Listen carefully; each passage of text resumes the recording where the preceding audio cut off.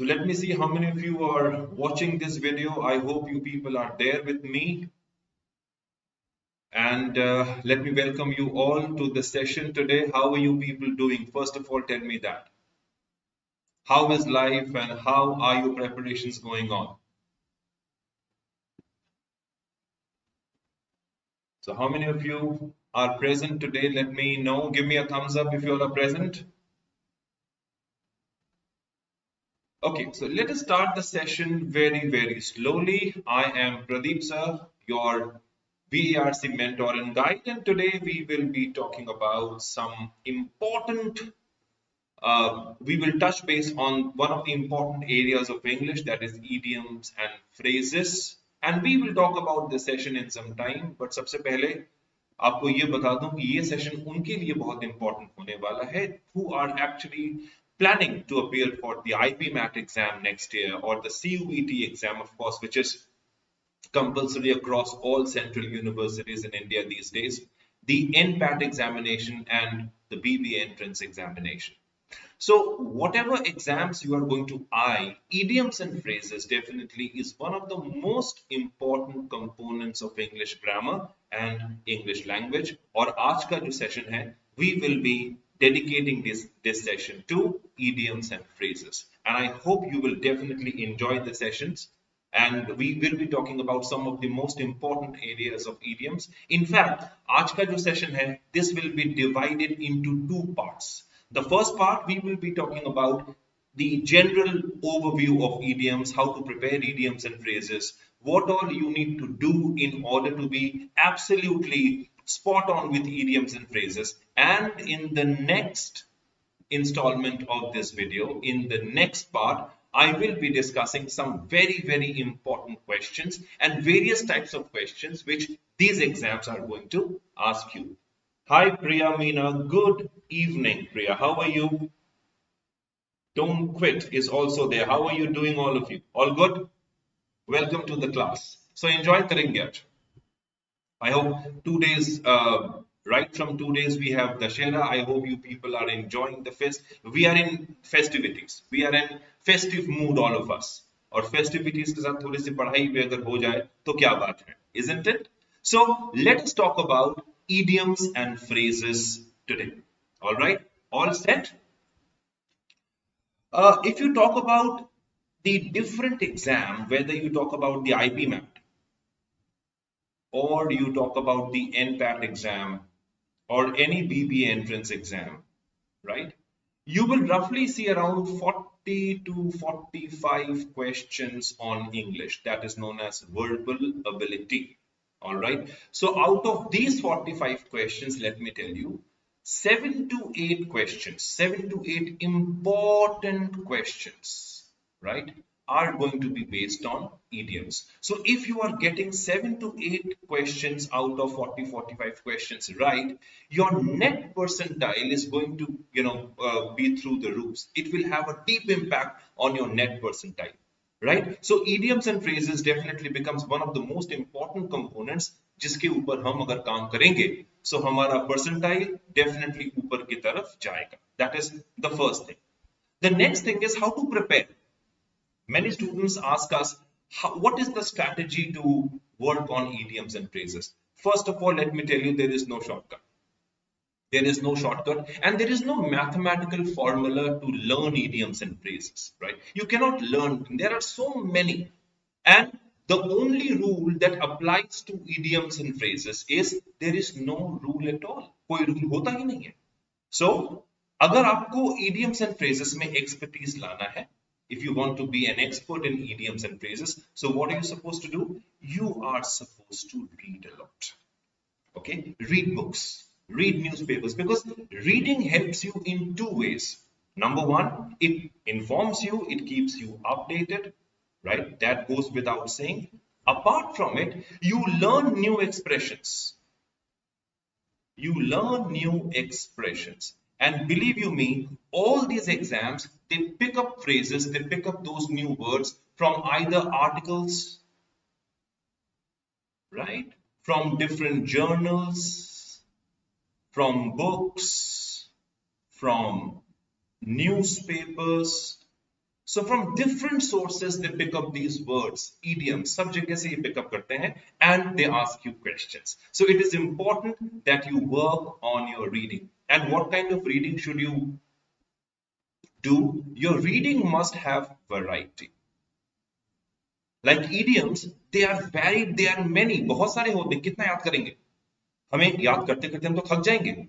So what is the idea? The idea is to go back to reading. 15 minutes of power reading. 15 minutes of power reading will do you loads of goods. All right. So the first thing is you must read a lot. That is the most important thing you must be focusing on. So what are idioms? Let us see. Idioms are clusters. ये words नहीं होते. They are word groups. They are clusters of word groups and they have a specific meaning to it, right? Which are different from other, word combinations. They are different from other word combinations and they are very, very informal in nature, right? We pick up sayings, we pick up old English expressions, those expressions which have been traditionally used in different, English speaking platforms. And those expressions, they are known as idioms and phrases, which we today use in different genres. We use them in books, we use them while speaking, we use them while communicating with people. So idioms are a substitute for words. Many a times, तुमने notice किया होगा that when we speak, we sometimes are at loss of words. And when we are at loss of words, we tend to take the support of idioms. Right? And that's how we go on speaking. So in today's session, it is going to be very fun and we are going to have absolutely fun in today's session. And we will be talking about different aspects of idioms by covering a few important idioms which have been asked in the previous year questions. कुछ questions पे हम काम करेंगे, कुछ idioms पे हम काम करेंगे and we will see how to use them in sentences while speaking or while writing. So let us see the first idiom. What is the first idiom? A storm in a teacup. Now look over here, we have a teacup, right? And there is a storm brewing, thunder and lightning. How can you absorb this storm in a teacup? Don't you think this teacup is too small for such a big thing as storm? So what does it mean? It means to have an issue out of nothing, right? To have a problem, right? About nothing. When a trivial matter is made to look big, when something very trivial, when something very unimportant is made to look big. So it says a disproportionate reaction of anger, okay, or displeasure over minor or trivial matter. For example, I can tell you that you are fighting over something very, very trivial or unimportant. Suppose आपका dress भीग गया, किसी ने पानी डाल दिया, right?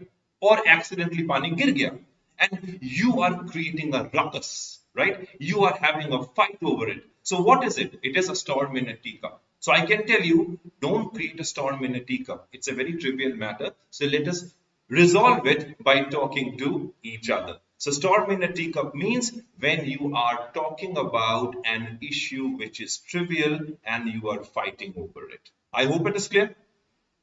Storm in a teacup, easy tha. Next one. Abide by. What is abide by? Now abide is a verb. Abide by means to follow or to obey rules. Like when you accept a rule or an act according to a recommendation. For example, if a doctor has prescribed some medicines, you must abide by the prescription. While in a school, while in a college, you must abide by the rules. You must abide by the rules. Sometimes you will see that a phrasal verb. What is a phrasal verb? A verb plus preposition combination. A phrasal verb starts acting as an idiom. So abide by is a very common idiom and it has been asked in different exams in different ways, right? It is a very frequently asked question, an idiom which you will find featuring in different exams, different types of exams across all segments. Abide by. It means to accept a rule or to act according to a recommendation. All right? Okay. Now look at this one. Rub someone the wrong way. What does it mean? Now, what is rubbing? You know what rubbing is, right? आप हाथ रगड़ते हो, friction पैदा होता है. So rubbing someone the wrong way, if you just look at the very fabric, the way it flows, right? It gives you a very negative feeling, right? Look at this cat, right? It is shouting, don't rub me the wrong way. Why? It is offended, it is angry. It means to cause someone to be angry. Now the question is, how will you make somebody angry? You will make somebody angry by your behavior. You will make somebody angry by if you have exploited that man. So your behavior, if your behavior is making somebody angry, you are actually rubbing the person in the wrong way. Now, how to use it in a statement? How to use it in a sentence? You can say that, don't rub me the wrong way. I know how to reply. Please stop rubbing me the wrong way. I know how to reply. Means don't exploit me. I know how to, how to answer back, how to fight back. So this is even fighting back. When I say fight back, this is also an idiom, right? To give an answer, to retaliate, that is fight back. It can be a substitute for retaliate. It can be a substitute for retaliate, that is fighting back. I hope it is clear to you, right? So this is rubbing someone the wrong way.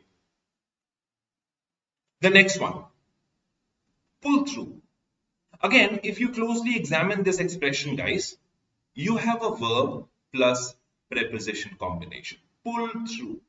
Look at this pic. Look at this image, right? Somebody is hospitalized, right? And the patient is trying to recoup. The patient is trying to recover. So pull through actually means to recover from an illness. Such phrasal verbs, they can be asked in two ways. For example, they can give you a phrasal verb like this. They can give you the idiom, pull through,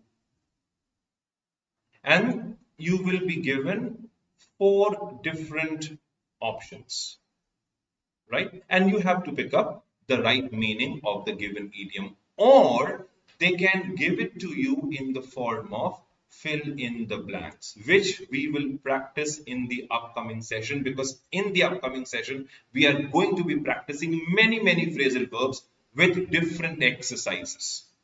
All right, so in this case, pull through means to recover from illness se bahar nikalna, okay, or to come out from a difficult situation. Let me give you 2 examples, right?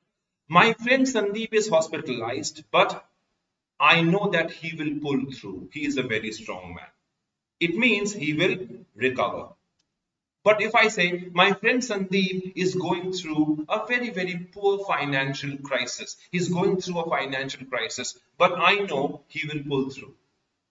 Financial crisis, pull through, it means to come out from a difficult situation. In both cases, it actually means to recover. So that is pull through. I hope it is clear to you. I hope you have understood what pull through is. Isn't it? Okay. A short fuse. This is the next idiom. A short fuse. What does it mean? A short fuse. Can you look at this image and look at this cartoon, right? His brain is blowing apart, right? So does it remind you about one of your friends, right? Do you know somebody जो ऐसा behave करता हो, right? To be short-tempered. To be short-tempered, right? One who gets angry very easily, right? We can use a word for it also, right? You can use a word, let's say choleric, right? choleric. Choleric means short-tempered, one who can, who gets angry very easily, right? A short fuse. My friend Vibhor is a short fuse. Why? Because he gets very angry. He gets angry very easily. Tendency to get angry easily is short fuse. Whenever you come across an idiom, there are two ways to remember them, right? Look at the meaning. Once you know the meaning, try to put that idiom into a sentence of your own. Speak anything, write anything, but that idiom must be a part, it must become a part of a sentence. It must become a part of a sentence, spoken or written. That is the most important thing you must do right now, right? Whenever you come across an idiom, please try to make a sentence of your own. Okay, that will help you understand the idiom in a much better way. Different situation, आप pick up करिए and try to use that idiom in different situations. All right. So we have short fuse over here. It means tendency to get angry easily. Easy? All right. The next one is until the cows come home. Right?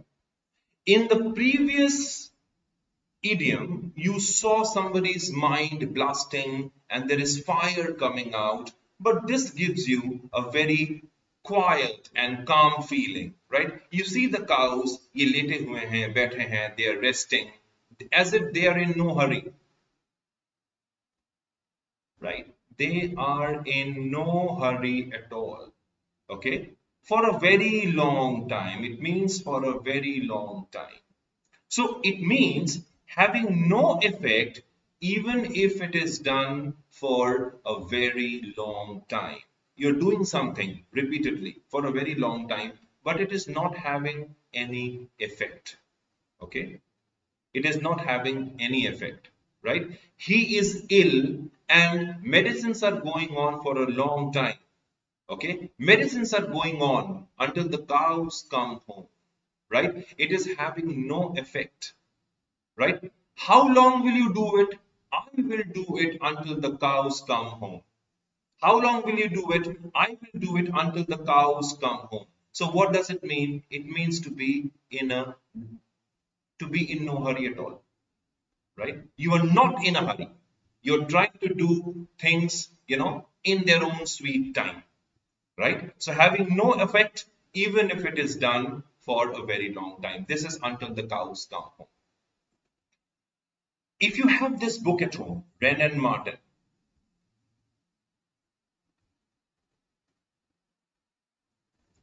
there is a chapter dedicated to idioms and phrases, right? Pick up that book, and that is known as the Bible of English grammar. Pick up that book, go to that chapter, and start reading one page per day. And let me tell you, it will do wonders to your knowledge of idioms. All right. Please pay attention to that book and it will do loads of goods to your idiom practice. Okay. Next one. To catch someone on the hop. Now, this is a very funny idiom. Now, what do you look at? You look at a kangaroo over here. Now, what does this kangaroo do? It is hopping. What do kangaroos do? They hop. Okay. They jump. Now, suppose somebody jumps and before he lands on the ground, right, you catch them in the air, right? So, was he prepared for it? He was unprepared, right? To surprise someone, right? To catch someone unprepared, when you are not prepared for anything and something comes to you as a surprise, okay? Surprise someone by doing something unexpected, to catch someone on the hop. For example, I was expecting Tushar to come back home next week, but he came yesterday and caught me on the hop. Tushar came yesterday and caught me on the hop. It means I was expecting Tushar to arrive next week, but he arrives yesterday and that has caught me on the hop. Means I was surprised by his sudden arrival. So that is catching someone on the hop. Okay. Suddenly your exam dates are preponed, not postponed. So that will catch you on the hop. Okay, but that surprise is something which many of you would not like to happen, isn't it? We all love our exams to get postponed. Yes, so surprise somebody, right? Do something unexpected is catching someone on the hop. It has one more idiom to it, like catch somebody on the back foot. Okay, it does not mean to surprise someone, it actually means to be in an uncomfortable position, right? When you are in an uncomfortable position, that is known as catching someone on the hop. Uh,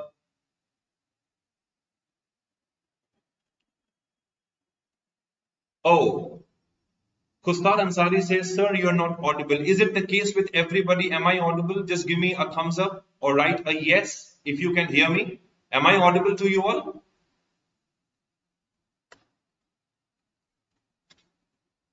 Very quickly, can you say, can you tell me if I'm audible or not? Priya is there. Priya, can you tell me whether you can hear me? I'm not audible.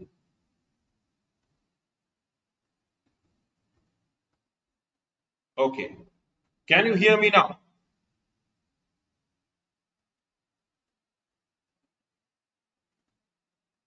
Audible. Yes. Okay. Thank you. Thank you.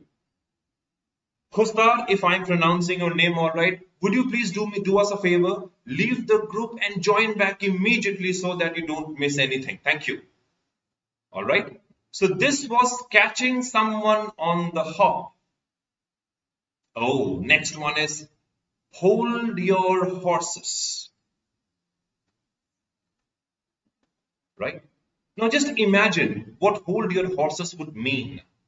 Hold your horses. What does it mean? Now, if you can just look at this image, this man is trying to control the horses which are ready to run, which are raring to go. He is trying to control these horses. Okay, so from his body language, right? Don't you think it is absolutely clear that you want someone to be patient? You want someone to be in control. You want people to be in control. You want people to be absolutely patient. So, hold your horses means when you tell someone to wait, right? When you tell someone to be patient, suppose you have a very exciting news to break on someone, right? But I know that you can still wait and you can give him a surprise later on. So I can tell you, okay, please hold your horses, right?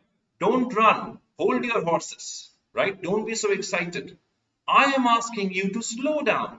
So when you ask people to slow down, can droppers give IPMAT? Tripti, if I can, is that your name? Okay. Tripti, yes, droppers can definitely attempt IPMAT, right? If you have taken a year off, that's absolutely fantastic. You can always rewrite IPMAT next year, right? There is no problem with that. In fact, many of us, many of the students will be rewriting IPMAT next year. Okay, people who have not done, fairly well this year, they will definitely take up IPMAT in the upcoming year in 2023. So be rest assured, you can always go for it. Okay. So हमने बोला कि आप control करिए, इतना जल्दी आप मत जाइए, होल्ड योर हॉर्सेस. कभी कभी ऐसा भी होता है, we are not ready to do a particular piece of work, but हम करना चाहते हैं, right? But we are unprepared. So people can tell you, hold your horses, do your preparation well, and then go for it. Okay. Can I take this question in some time, Kirtana? Kirtana is asking me to give us some tips on summary writing, which I will take up in some time. Just give me some time. Okay. Head in the clouds. right? Sounds quite positive, but it is not, right? This reminds us of one more idiom, which is be on cloud nine, right? It means to be very happy, right? There are many idioms on cloud nine. But in this case, it means head in the cloud. Now, if you just look at this lady, her head is into the clouds, which means she does not have clarity, right? Because there are clouds and she cannot think clearly, she cannot see clearly. So that makes her impractical, right? When you have no knowledge of the practicalities of life, okay? When you do not know a fact or a situation, and that makes you impractical, highly imaginary, right? There is one more idiom, quixotic. Quixotic means impractical, right? So somebody who is not practical is going to have his head in the clouds, right? Suppose I tell you, you have to work hard. You must know your exam before you start your preparation. Do not have your heads in the clouds. Look into the reality. So what do I mean? I want you to be practical. So this is head in the clouds. I hope this idiom is clear to you. Yes, head in the clouds. Look at this one. Bats in the belfry. Right? What kind of picture does this draw in your mind? Bats in the belfry. What kind of picture does it draw in your mind? Look at these bats, right? Hovering around this man's head. Sir के चारों तरफ घूम रहे हैं. All right. Now, belfry, right, is the topmost part of the church. Right? The topmost part of the church is belfry. So if you have the bats surrounding, a belfry, it means someone who has lost his mind, someone who has gone nuts. Okay? Go nuts. Again, an idiom. Okay? It means to go mad, to be crazy, or to be eccentric, when you're not thinking clearly.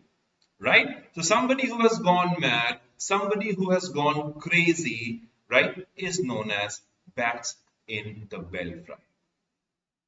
Okay, so bats in the belfry is used for someone who has gone crazy. Okay, this was quite a funny idiom, isn't it? All right. Now let's look at the next one. Bark up the wrong tree. What does it mean? Bark up the wrong tree. What does it mean? Right? Now, if you look at this dog, it is barking at a tree, right? It means to be mistaken. It means to be mistaken, bark up the wrong tree. It means to have a wrong idea about somebody or something, or when you don't have proper information, right? The definition says to have a wrong idea or do something in a way that will not give you the information or result you want. Suppose I want to score good marks in mathematics, but in my mathematics paper, it comprises arithmetic, but I'm working on algebra, right? Most of the questions are going to come from arithmetic, but I'm working on algebra. So I'm barking up the wrong tree. Why? I should be working on arithmetic and not on algebra, but I'm doing the other thing, right? The postman comes and delivers Mr. Sharma's letter in Mr. Verma's house. So what has the postman done? He has barked up the wrong tree, right? To be mistaken or to have a wrong idea. So when you use idioms in your day-to-day English speaking or communication, right, your English goes next level, right? And that is why these exams, they want to be absolutely informal with your English. Idioms are basic English, common sense English. And that is why these exams, whether you talk about IPMAT, whether you talk about CUET, whether you talk about the NPAT examination, they are going to be full of idioms because they are going to check your common sense English. So that is the reason why you must know them all the more, isn't it?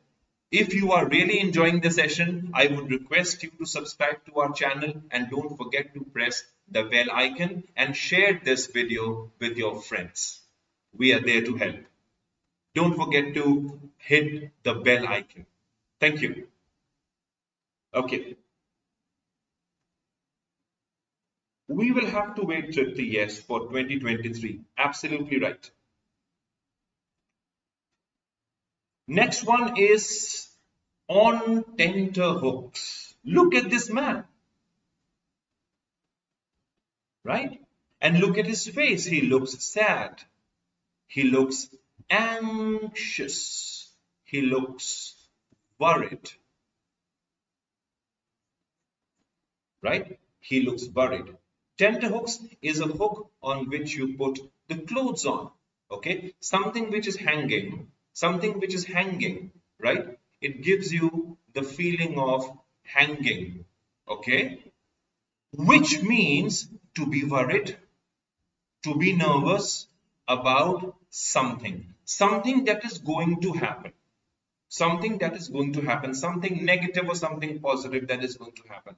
People have stage fear, right? So before you go on the stage and you address a big crowd, you may be on tenterhooks, right? Suppose you don't return home and your father is worried, so he will be on tenterhooks. So if you are worried or anxious or nervous, then you may use this idiom on tenterhooks. All right? Okay. The next idiom is high fly. Now imagine you use this idiom, right? And it has just two words, high flyer, somebody who flies high, right? Look at this lady, and she is full of pride, she is full of confidence, right? So it means one who has a lot of ability and therefore achieves a lot. Huster has a query, sir, I'm not good at grammar, therefore how should I work for WAT and PI? WAT and PI, right? As far as WAT is concerned, Huster, grammar is something which should not worry you as long as you enjoy writing good stuff. Okay, the way you write, because grammar is very technical, writing is not, right? I want you to read the basic of English, the basic of writing. It starts from reading, right? So what happens when you read? And this applies to all genres of English, whether it is idioms, whether it is grammar, whether it is anything, vocabulary, so to speak of. Grammar helps you understand sentence construction. Like you have a problem in WAT, I would request you to read some specimen WAT formats, okay? The sentence construction part, how the sentences have been constructed, right? The content used, the syntax followed, all these things. Because when you read around 10 to 15 good specimen on WAT, that will give you confidence, right? I'll give you an exercise, right? Take up a WAT specimen, all right? Read this WAT specimen for 10 to 15 minutes. Put a stopwatch in front of you, okay? Put a timer. After 10 minutes, you close the specimen and try to write everything that you have read, not learnt, okay? And after you have written it, now try to tally your writing with whatever you have read and see how close you have been able to come to the WAT specimen that you have read. And practice this, say, around for 10 to 15 times, and you will do wonderfully good in this area. Okay, practice makes a man perfect. You want to be a high flyer? Practice this. So, a high flyer, let's come back to the topic. One who has a lot of ability and therefore he achieves a lot. You must have the capability and you must know how to use that capability to achieve it. So, a high flyer is a very successful individual because he or she achieves a lot in life. All right. So, that is a high flyer. All right. And in grammar, I want you to follow Wren and Martin very closely. Okay? Foster, Wren and Martin, right? Practice tenses, practice adverbs, practice prepositions, practice conjunctions, right? And practice writing every day, right? Get into the practice of writing an article a day. So I call it AOD, article of the day, right? 15 minutes of writing every day. Do it for the next 15 days, and then we will meet again. We'll talk that how good have you become in your writing practice. Article of the day. Practice this. Okay, AOD. The AOD technique always works. Okay. All right. The next idiom is kick the bucket. This is a very hilarious way of saying that somebody has died, right? एकदम मजाक पे आप कह रहे हैं कि कोई मर गया, right? कोई मर गया. Kick the bucket, right? Now look at this funny face of the agent of death, right? It refers to someone's death in a very humorous way. For example, my grandfather kicked the bucket at the age of 90, right? We don't want him to live till another 90 years, 180 years, you know. So he kicked the bucket at the age of 90. It's a very humorous way of saying no regret. Okay, when there is no regret, right? I'm not saying that death is a very good thing, but you're not saying it with, you know, some kind of sorrow or pain either.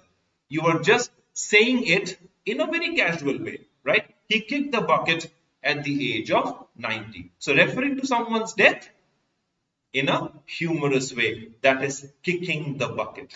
I hope it is understood. Okay. Now let's look at the next question. This question, this idiom has also featured in many exams. In many exams, burning question, right? Look at this question mark being burnt, right? An issue or a matter which is very important, crucial or important. Okay? Crucial or important. That is the burning question. Okay? The issue of taxation is a burning question these days. The issue of taxation is a burning question these days. Okay, so this can be one way to learn what burning question is.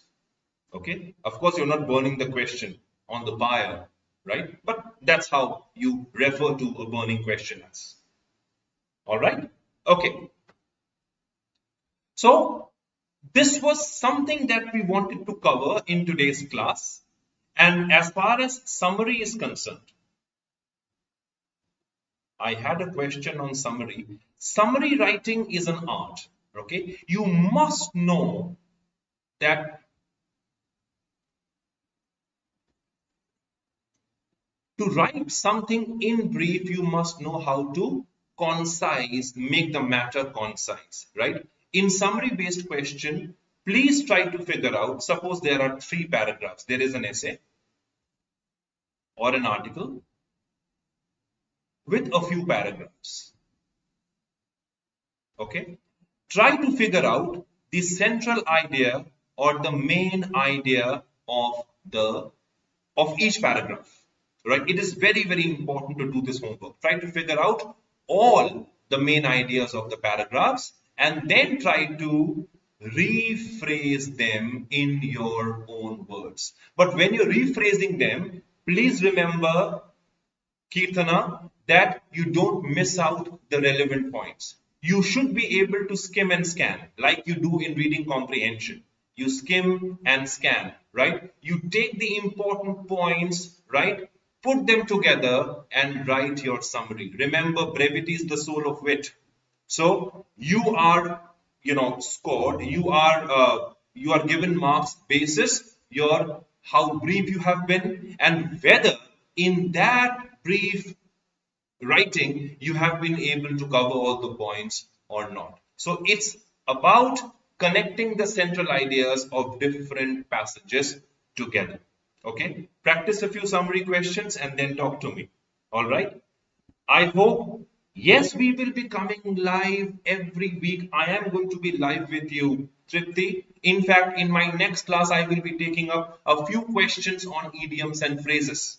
Today, we have covered just the general view of the questions. In the next class, I will be taking up questions. So don't go anywhere. We are going to meet once again.